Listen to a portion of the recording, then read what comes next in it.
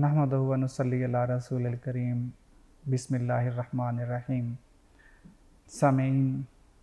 حج کے دوران کچھ احتیاطیں ہیں جن کا ہم خیال کرنا چاہیے ہمیں، ورنہ اس کے ساتھ حج ہمارے لیے مشکل ہو جاتا ہے۔ تو اس میں سب سے پہلی بات تو یہ ہے کہ آپ جس حاجی سے بھی پہلے ملیں، اور ملنا بھی چاہیے، اس سے پتہ چلتا ہے کہ حج کے لیے ہمیں تیاری کیا کرنی چاہیے، کیسے حالات ہوتے ہیں، اس سے سنتے رہنا چاہیے یہ باتیں۔ اور جس کو ہوتی ہے، شوق ہوتا ہے، تو وہ تو اس سے ضرور ہی باتیں وہ سنتا رہتا ہے۔ تو جو ہے نا، پرانے حاجی ہو کے آتے ہیں تو وہ سب سے پہلی بات یہی کرتے ہیں کہ بیٹا حج جوانی کی ہے۔ تو اللہ تعالیٰ آسان فرمائے حج، لیکن حج جو ہے وہ ایسا بنایا گیا ہے، عمل اس کے ایسے ہیں کہ وہ آج 1500 سال کے لگ بھگ ہو گئے، وہ اس وقت سے لے کر اب تک اسی طرح مجاہدہ ہی ہے۔ چاہے سہولیات جتنی بھی، آسانیاں جتنی بھی آ گئی ہیں اور انتظام جتنا بھی ہو رہا ہے، لیکن اس کے باوجود اس کا یہ اللہ کی حکمت ہے کہ وہ جو ہے نا، وہ فتنہ جیسے آزمائش ہوتی ہے۔ فتنہ کا مطلب ہوتا ہے کہ سونے کو جب ہم آگ کے اندر تپاتے ہیں تو اور اس کو کندن بناتے ہیں اور کھوٹ کو الگ کرتے ہیں، تو یہ فتنہ ہے،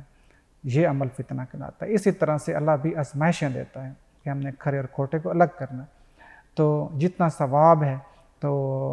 ارشاد پاک کا مفہوم ہے کہ اگر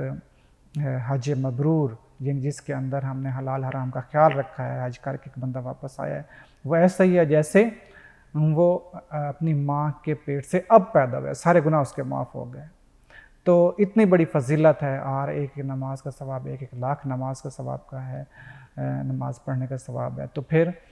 اس پر ہم نے خیال بھی اسی طرح کرنا ہے، اور ہمارا یہ ایک اصول بن گیا ہے، ایک طریقہ ہے کہ ہم حج جو ہے نا، وہ ہم بڑھاپے میں جب سب کام ختم ہو گئے اور اب بابا کسی کام کا نہیں رہا، تو پھر کہتے ہیں کہ چلو بھائی بابے کو اب حج کے لیے بھیج دو۔ لیکن یہ ہر جگہ ایسا نہیں ہوتا۔ ہم نے وہاں جا کر دیکھا کہ بہت نوجوان جو قسم کے ہیں، لڑکیاں لڑکے، خاص طور پر انڈونیشین، وہ ماشاءاللہ کا نوجوانی میں وہ سارے وہ آتے ہیں، اور سنا ایسے گیا کہ ان کا یہ طریقہ کار ہے، ان کا رواج ہے کہ شادی کے بعد ان کا پہلا سفر جو ہوتا ہے نا، وہ یہ حج کا ہوتا ہے، یہ حج کریں گے۔ کچھ ان کے اندر بزرگ بھی ہوتے ہیں، لیکن وہ شاید ایسا ہوگا کہ ان کا دوسرا حج ہوگا، زیادہ حج ہو، وہ اگلا حج، وہ جوانی والا پہلا حج کرنے کے بعد یہ ایسا ہوگا۔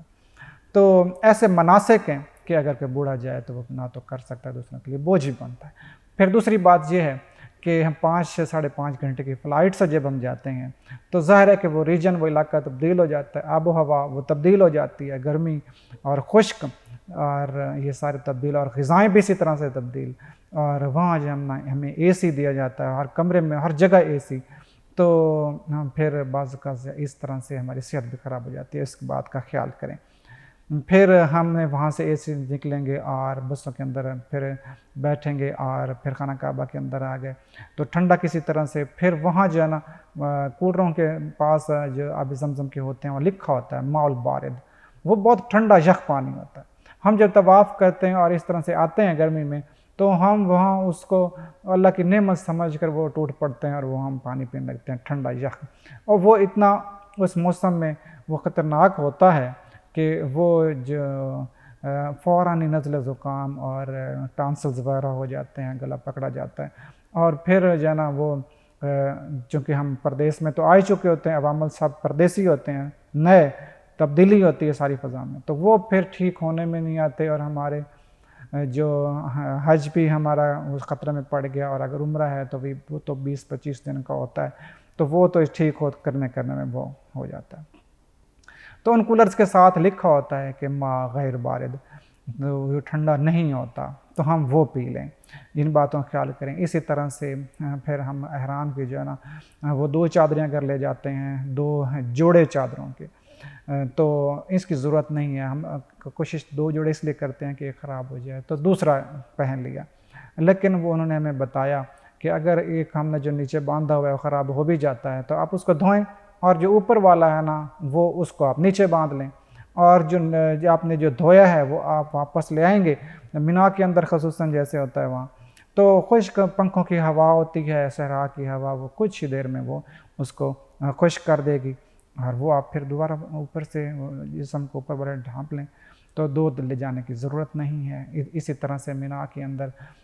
ٹوائلٹ جو واش روم ہے، بیت الخلاء، وہ ہوتے تو ہیں، مگر عوام اتنی لاکھوں کی ہوتی ہے کہ جب نماز صبح کی پڑھنی ہے، خصوصاً یہ باقی نمازیں، اس میں ہم وضو کرنے کے لیے جائیں اور اب بیت الخلاء میں جائیں تو لمبی قطار لگ جائے گی، تو بہت پریشانی ہوگی۔ تو کوشش کریں کہ جو پیشاب وغیرہ حاجت ہے ہماری، وہ ہم بہت پہلے کر لیں، اور پھر اس طرح سے اپنا بنا لیں معمول کہ اب جو ہے نا صرف ہمیں وضو کرنا پڑے اور بیت الخلاء جانے کی ضرورت ہمیں نماز کے بعد پھر کسی درمیانی وقت میں ہم کر سکیں۔ اسی طرح بد نظری ہے، تو جیسے عرض کیا کہ مدینہ کے اندر ہمارے 8 دن ہوتے ہیں 40 نمازیں، اور اسی طرح مدینہ کے اندر جو عرب لوگ ہوتے ہیں وہ بھی نماز پڑھنے کے لیے، ان کی فیملیز، خاندان آئے ہوتے ہیں، خواتین بچے وہ ان کے اپنے آئے ہوتے ہیں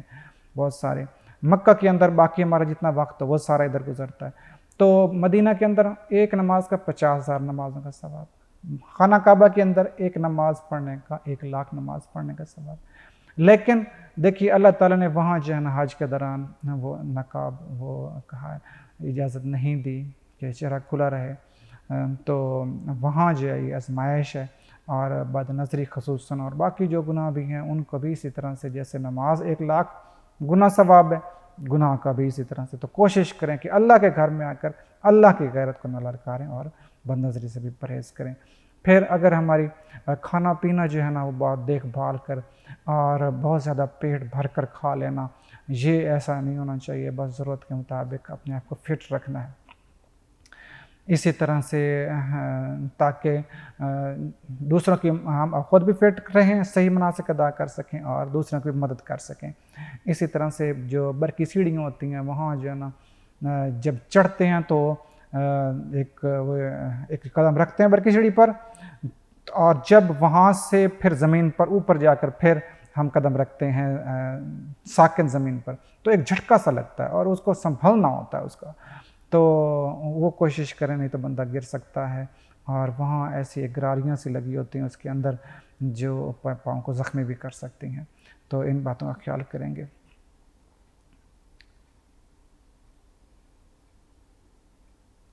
اسی طرح سے اگر کسی آدمی کو کوئی بیماری ہے، کوئی ادویات لگی ہوئی ہیں جیسے شوگر وغیرہ کی ہیں، یا کسی کو اچانک کو سر درد ہو جاتا ہے، ڈسپرین کی دوائیں وغیرہ ہیں، تو وہ ساری اپنے مستند ڈاکٹر صاحب سے نسخہ لے کر اس کا وہ اپنا لیٹر پیڈ پر وہ لکھوا لے، تجویز کروا لے، اس کی مہر وغیرہ لگوا لے، پھر وہ دوائیں اپنے ساتھ کافی ساری، یعنی ماسک وغیرہ ہیں یا دوائیں ہیں، یہ اپنی ضرورت سے زیادہ وہ اپنے ساتھ رکھ لے، کیونکہ وہاں جا کر وہ ہمیں ریال کے اندر ان کی قیمت دینی پڑتی ہے، بہت زیادہ قیمت ہوتی ہے، اور پھر ایسے نہیں ہے کہ ہمیں ایک ڈسپرین کی ہمیں ٹیبلٹ چاہیے سر درد کے لیے تو ہم جاتے ہیں یہاں پہ میڈیکل سٹور سے ہم 1 یا 2 ٹیبلٹ لے لیتے ہیں، تو وہاں تو وہ پوری ڈبی کہتے ہیں کہ آپ اس کی پوری پیکنگ لیں، تو وہ ہمارے بہت زیادہ، وہ 3,500-4,000 کے قریب وہ ہمارے روپوں میں بن جاتے ہیں۔ تو یہ کوشش کریں کہ ادویات جو ہے نا، یہ ماسک وغیرہ گرد و غبار کے لیے خصوصاً مینا کے اندر، یہ سب ہمارے پاس کثرت سے اپنی ضرورت سے زیادہ ہونے چاہیے۔ اسی طرح سے اپنی کوئی کتابیں وغیرہ ہیں جو حج کے طریقہ کار ہے تو وہ بھی ساتھ ہونا چاہیے۔ تو اسی طرح سے وہاں جو ہے نا اکثر یہاں سے جائیں گے تو ایئرپورٹ پر بھی اور حج کی فلائٹ کے دوران بھی، اگرچہ ہوائی جہاز کے اندر واش روم تو ہوتے ہیں، بیت الخلاء تو ہوتے ہیں، لیکن پانی کم مقدار میں ہوتا ہے اور 300-400 جو ہے نا وہ مسافر ہوتے ہیں، تو اتنا زیادہ نہیں ہوتا انتظام وہاں، تو کوشش کریں کہ ایسا جو چیزیں ہیں کہ جیسے قے آ جائے کسی کو، اس قسم کی وہ کوئی حفاظت کی جائے، کھانے وغیرہ میں احتیاط، اور اسی طرح سے جو پیشاب آور جو ہیں چیزیں جیسے چائے ہے یا ڈرنک ہیں، سافٹ ڈرنکس، یہ کم سے کم ہوں۔ اچھا، پھر اس کے بعد جب ہم وہاں اتریں گے اور عمومی طور پر سعودی عرب کے اندر وہاں بیسن جو ہے نا وہ جو بڑے ہوتے ہیں اوپر بنے ہوتے ہیں کموڈ، وہ ہوتے ہیں جو عموماً لوگ پینٹ شرٹ پہنتے ہیں تو ان کے لیے، تو اور ہم لوگ جو ہے نا وہ نیچے والا جو ہے نا کموڈ وہ ہم استعمال کرتے ہیں بیت الخلاء کے اندر. تو ہم اس بات کے عادی نہیں ہوتے اور ہمیں اس سے اب نمٹنا جو ہے نا بہت مشکل ہوتا ہے کہ اب ہم کس طرح سے ہمیں ضرورت کا خیال کریں, پورا کریں. تو وہ ہمیں بڑی پریشانی کا باعث بنتا ہے. تو بعض اوقات تو لوگ یوں کرتے ہیں کہ ہم گئے اندر تو سب اپنے کپڑے وغیرہ سب ایک طرف کر کے لٹکا دیے اور وہاں اپنی ضرورت پوری کر لی, تقاضا پورا کیا, اور پھر اندر سے ہی پھر سارا جو ہے نا وہ نہا کر پاک صاف ہو کر ہم پھر کپڑے پہن کے پھر باہر نکل آتے ہیں. تو اس طرح کا یہ عادی ہونا, ان سے نمٹنا کیسے ہے یہ پہلے ہی پتہ ہو, پرانے حاجیوں سے دوسرے سے مشورہ کر کے, یہ ہمیں اس بات کا پہلے ہی پتہ ہو, یہ وہاں کافی پریشانی کا باعث ہے. لیکن عموماً مسجدوں کے اندر وہ نیچے والے کموڈ ہی ہوتے ہیں, وہ نیچے وہ استعمال کیا جا سکتا ہے. ہوٹل میں اگرچہ نہیں ہوتے لیکن جو 5 وقت نماز پڑھنے والے ہوتے ہیں تو وہ حرم کے اندر بھی نیچے والے ہوتے ہیں, وہاں بھی مسئلہ حل ہو جاتا ہے. اور اگر حرم کی حدود کے اندر جو باقی مسجدیں وہاں بھی اسی طرح سے ہوتی ہیں. اور خواتین کے لیے بھی وہاں مسجدوں کے اندر الگ حصہ ہوتا ہے خواتین کا بھی, حرم کے اندر بھی اور باہر بھی. باقی چھوٹی جو مسجدیں ہیں تو ان کے اندر بھی کہ خواتین جو ہے نا وہ اس طرف الگ جائیں گی. اور یہ دلچسپ امر ہے کہ ہند و پاک کے اندر یہ مسجدیں ایسی ہوتی ہیں کہ جہاں پر خواتین کا ہم کوئی نہیں حصہ بناتے کہ یہ نماز پڑھ سکیں. اس کے علاوہ ہند و پاک کے علاوہ ہم گئے ہیں جیسے ایران کے اندر, عراق کے اندر, تو وہ وہاں جو ہے نا وہ ہر جگہ خواتین کے لیے مسجد کا الگ حصہ, یعنی آدھی مسجد جو ہے نا بنیادی ہوتی ہے مردوں کے لیے اور درمیان میں دیوار آڑ اور اس کا دوسرا حصہ خواتین کے لیے. تو وہ ہر جگہ الگ حصہ بنائے جاتے ہیں. تو یہ کوشش کریں گے کہ سارا بات سمجھ کر اور دوسروں سے مذاکرہ کر کے اچھی طرح سیکھ کر پھر ہم انشاءاللہ جائیں گے. السلام علیکم.